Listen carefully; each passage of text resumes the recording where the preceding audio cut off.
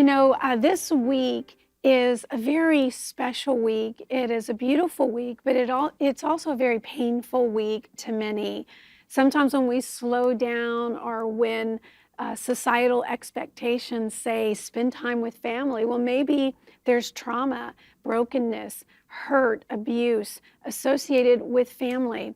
And we understand that that is very real. And we want to address that. And that's why I think God supernaturally planned this very special program for many of you that are watching. Richard Mull is an apostolic voice. He is a spiritual father. And in reading his books, he's a prolific author. And in reading many of his books, he shared how he wept over many people that God had brought to him, male and female, children, adults that have gone through horrific satanic ritual abuse, very organized pedophilia rings, abuse at the hands of their parents, trusted pastors, teachers. Now, we're not trying to be downer or negative, but these things happen. And if we, as God's people, don't talk about it and create a safe place, then what are those that are broken and hurting to do? And so I'm very grateful that he speaks out, he shows love, he brings healing, and he creates safety. And that's exactly what we want to do today for you. So thank you so much, Richard, for being here today. Oh, my pleasure, Jen. Thank you for Dawn, for you, for your staff, for your team, and for everything that you do for a people group that I believe has not been cared for or served enough. Yeah. It's, I first got exposed to you probably about 20 years ago. I had friends that were pastors in the Brandon area, and they brought me your book on Heal Me.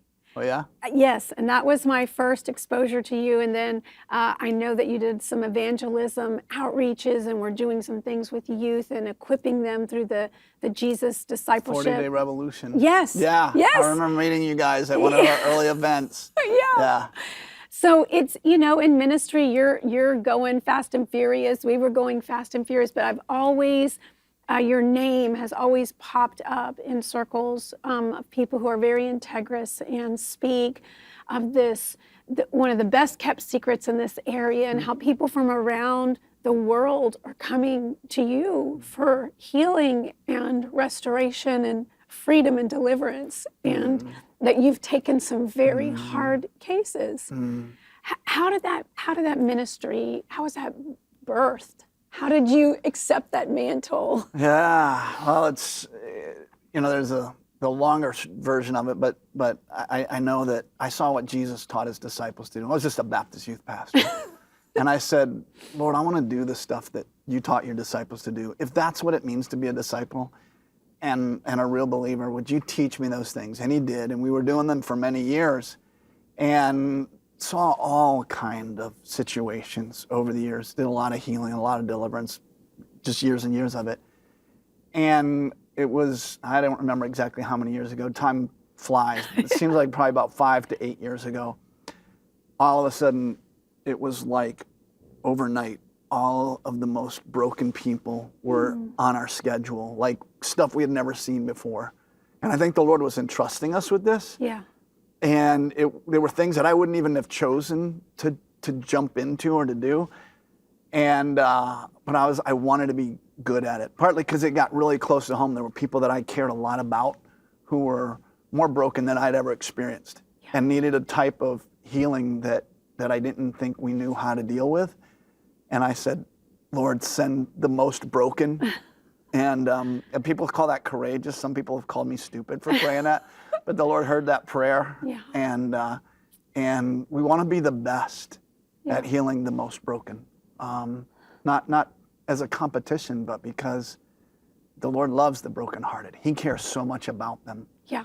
And for many, they show up in church and they're like, I can't even tell my story. Right. I'm going to freak people out. They want to run.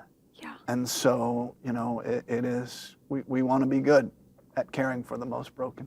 Well, you have done that, and you continue to do it, and you're setting up Freedom Park, which is a residential place where people can go, because there are certain healing processes and journeys that need extreme accountability.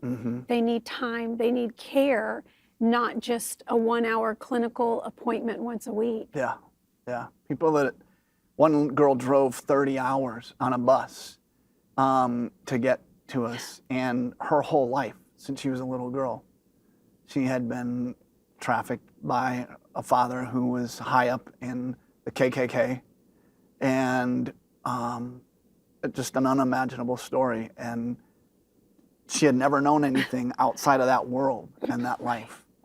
And, you know, we do a lot of ministry over Zoom, and we do a lot of personal appointments, and we give more than an hour. We usually give an hour and a half to 3 hours, but Right.